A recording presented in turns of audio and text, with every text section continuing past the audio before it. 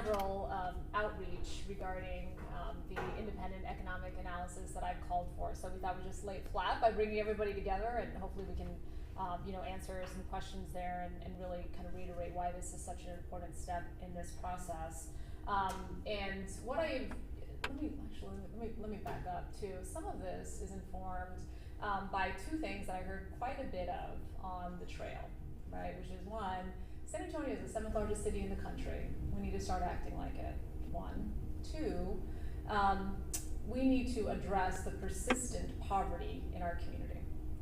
I can't think of two better reasons to take a strategic pause on this until we have all of the data and can really lay out for our community the costs, the benefits, not only the potential new Spurs arena, but this overall endeavor. As we've talked about, this is a generational investment. We have an opportunity to use it to address our generational inequities, but we have to take advantage of that opportunity, and I think we do that best by doing our due diligence. Because again, the people of San Antonio will not vote on whether or not they have a new Spurs arena. They are entrusting the city council to make sure that we do our due diligence in aspects of this. And frankly, also help them understand what it means for other things. What does this mean for the upcoming bond project, right? What does this mean in general for downtown? And how have we understood that these projects are in fact the highest and best value for the community? So, and look, the good thing is we have the time to do this. The county is limited in their ability to call for an election, like as the one that they did. And they can only do that once a year. We are not limited in that same way. And I understand, the county has done their calculus, and 311 is what they feel comfortable putting forward. As a reminder, they do not have a community benefits agreement. They did not negotiate one of those. So we are in a different spot because we are looking at this not only in the context of the deal for itself, how the financing for the arena, as well though as the other projects that are dependent on how much money, for example, may be allotted from the PFC, which is a critical bucket here. Okay, so we got the time to do it, and I think the analysis that was presented to us last week shows where we've got some significant gaps. I think what I also just shared with you is as an economic analysis that was also done by CSL, the same firm that did our presentation last week. But you'll note that presentation was done for the city of Philadelphia, as the city last year was contemplating how they could, or whether they should, fund a new arena for the 76ers, their baseball team. And you'll note that is a very in-depth presentation. I would highlight, they ask very critical questions like we should be asking, can we support two major arenas? And I think what I also appreciated about that analysis is it did a really thorough look at local market conditions, as well as looked at the economic and fiscal impacts to the city, to the school district, as well as to the state. So those are all things that we can have, and frankly, we should have when we're taking such a critical, looking at such a major investment in our community. So that kind of analysis, I think, is really just the starting point for us to have a conversation about how we are allocating our resources as a community. Because, while I don't know how much the new Spurs arena is going to cost, they have asked for 1.5 billion. And while we do not yet know how they intend to guarantee some of those, the developments, this is what I do know. CPS and SAWS will come to City Council next year asking for a rate increase, okay? The first bond to support infrastructure related to the downtown development will be 220 to 250 million, okay? That's the first one. We also know the implementation of the reconciliation bill, which we'll begin to see the impacts of, will impact our most vulnerable in this community, as we are also grappling with our own budget gap in our city budget. And we also know we have 14 flood projects. It remains to be seen, whether or not we're going to get any help from the state on those, but we do know we've got 14 flood projects that amount to $411 million, and if we wanted to pay for all of that out of the upcoming bond, that's that same bond, right, that would pay for some of the infrastructure related to the downtown development. That may be a source of it, right? There may be something else that I know the city is looking at, but we know it could come out of that same bond. So we don't have endless resources, and I think it's really important that we lay all this out for the community. And again, thankfully, we have the time to do that. There is no rush, and I think it's really important that as we're negotiating on such a major development, that we're doing the due diligence that the people of San Antonio have requested that we do. One of the other things I asked, so again, that analysis regarding the 76ers arena is insightful. What I also asked our city staff to prepare is, a lot of this again is hinging on how well the Spurs can guarantee that development. And so I think, if you remember at the last session, I asked Eric if he could just shed some light on some lessons learned from the delayed projects around the hemisphere. And Madison, it was actually your very good reporting from 2023 that says, after years of delays and changes, hemisphere development to start construction this fall. So that's this almost to the date, August 14th, 2023, almost it's to the date. Speaks to a project much smaller scale, but that was several times downsized and renegotiated due to delays, right? So we have some recent examples in our community about how development and some of those things, we really have to ensure that we're learning from those experiences as we tackle this momentous opportunity, if we ensure it as such, right? Okay, so let me see, anything else I want to cover? Yeah, I think that's it for now. I'm happy to take any questions. Andrea? When do you think is the deadline? Do we have time to do this? County committee for voters? What is your personal deadline? I think we've got to have the data to make sure there isn't a hard and fast date. At this point, and we have at the very least the time to take another 60, 90 days to ensure we have an independent economic analysis. We have talked about with the city staff, potentially a bond next May, and so you'd have to call that by February. So that still is more than enough time for us to do an independent economic analysis and lay much of this flat, and I think have a better understanding of the way in which the economy is going, so we can rightly understand how do we best make these investments in light of the changes in the economy. One of the things, and I shared this at the session, was the PFC. This is the state hotel resources that we are being allowed to invest, and it can only go toward three things. It can only go toward the arena.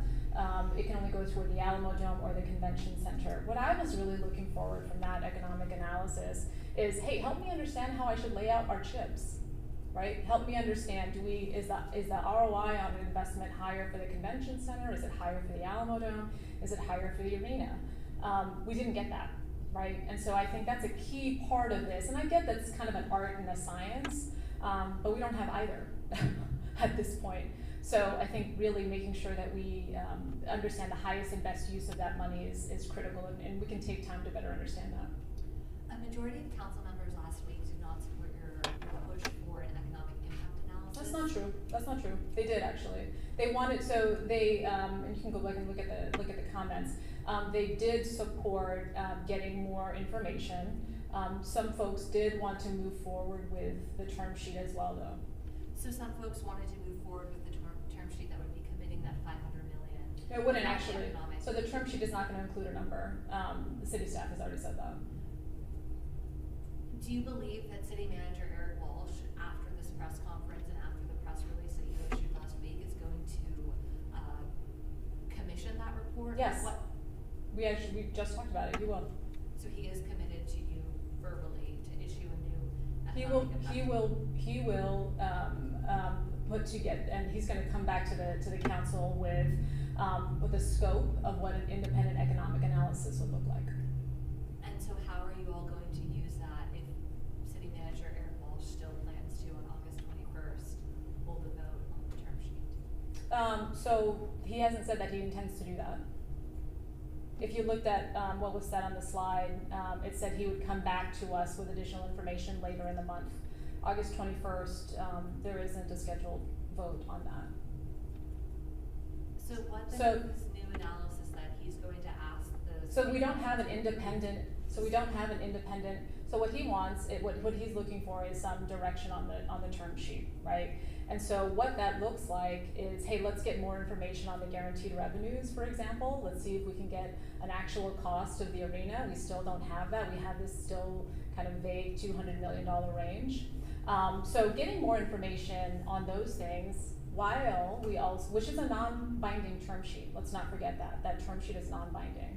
While we also work to get independent economic analysis. If you remember, the only economic analysis we have right now on the Spurs arena has been provided by the Spurs consultant. And CSL, the vendor that the city staff commissioned prior to this city council, there was not an RFQ that was put out. It was based on previous work, again, that firm has done with the city. So, and if you remember, CSL, they shared that they did not do their own independent economic analysis for the arena. What they did is they reviewed the summary findings of the Spurs consultant. And so I think that is, and I've shared that, I think that's inadequate. Because what they did is say, hey, that number, that looks about right. But as you and I both know, it's not just about the number and it looking right. We've got to make sure the methodology also makes sense. We've got to be very clear about the assumptions. As has been laid out in that Philadelphia economic report, they lay out their assumptions, they lay out their methodology, they lay out how it's going to impact the city's fund, et cetera. So that's the level of due diligence that our community also deserves. So were other council members invited to be a part of this press conference that may support your strategic pause? This was to lay out, this was to answer questions about, what I put forward. It wasn't meant to, didn't do what you're describing.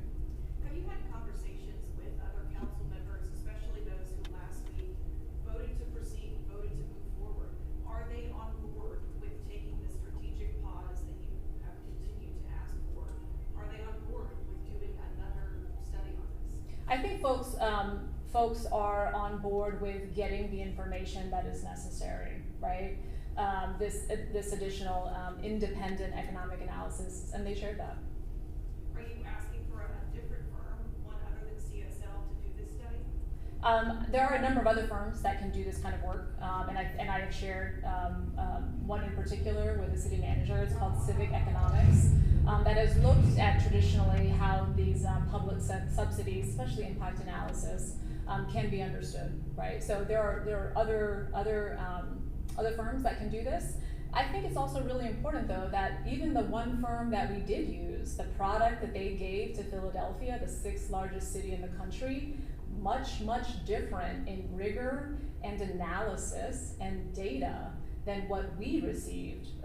And frankly, their analysis for what we received was about several projects, not just one. That product is like over 100 pages. Ours was 29.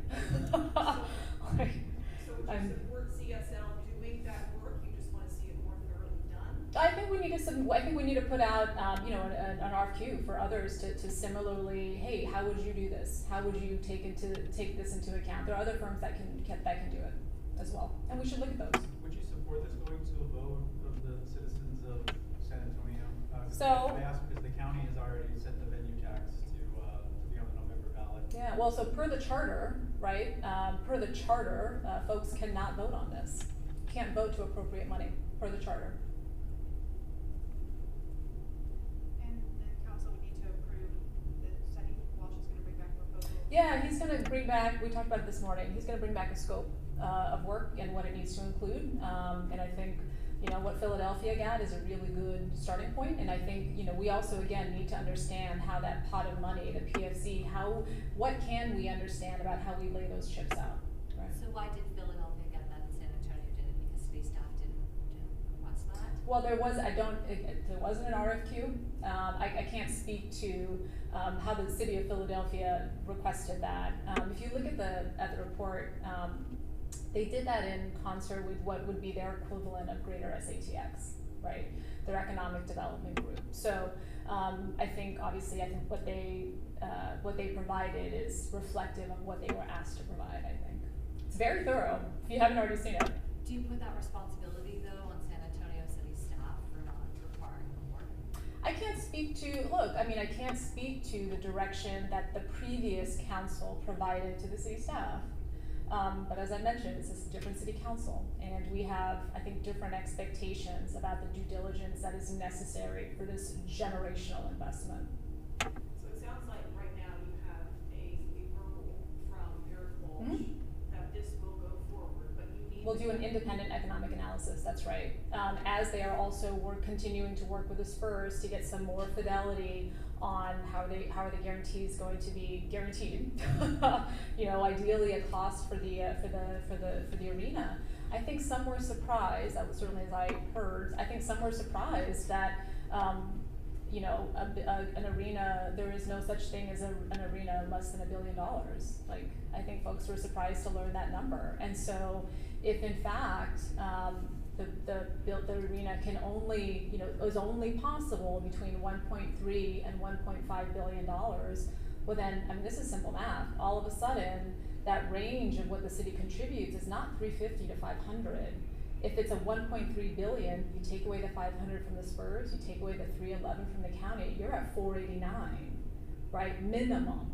So that's you know, again, nailing down a cost for the arena is really important because it drives everything else. So do you have to get council approval? Do you have to get the majority of council members to sign off and say they would like to continue with this additional study?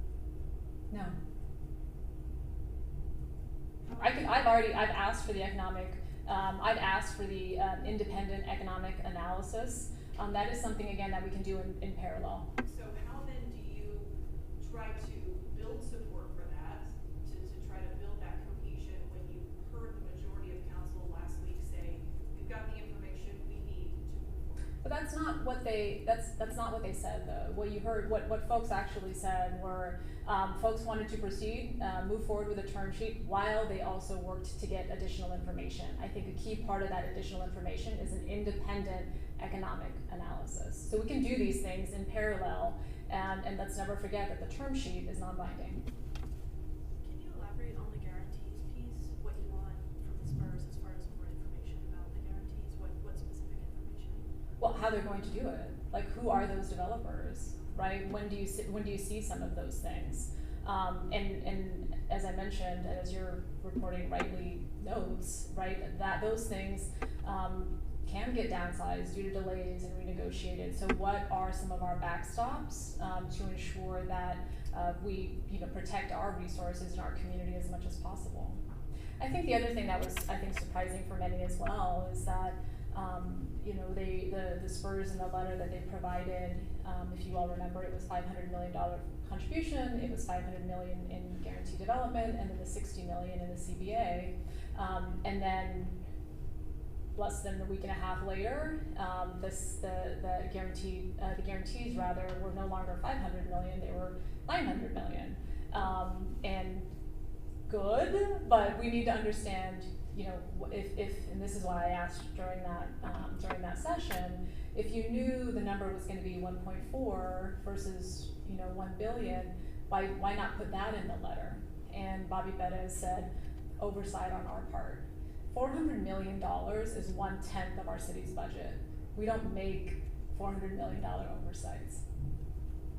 If this additional study came back largely the same findings, Then great. Then to your point. do you support moving forward with Well, Project Marble then? And to your point, I think if an independent economic analysis corroborates the numbers that the Spurs have provided, their consultant has provided, and that CSL has provided and other funds, then they corroborates it, and we can, I think, have the confidence to move forward. However, if it's different, right, then we should also understand that. And we need those things laid out. What were your assumptions? What are your data sources? Right? Help us understand how you got to that number, because it's not just the number. We really need to interrogate the assumptions that are being made there to ensure that we're all on board. Again, we have the time to do this. There is no rush, so we should take our time and do this smartly. Speaking of time, what does this do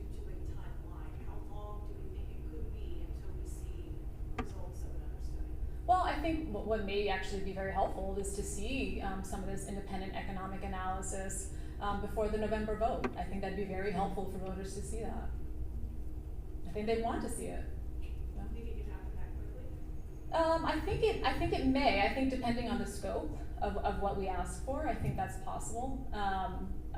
It's possible. Where there's a will, there's a way, right? Do you have a sense of what it would cost? I'm sorry? And do you have a sense of what it would cost? Not at this point. I think again that goes back to the scope that we would want. But again, these are generational investments. So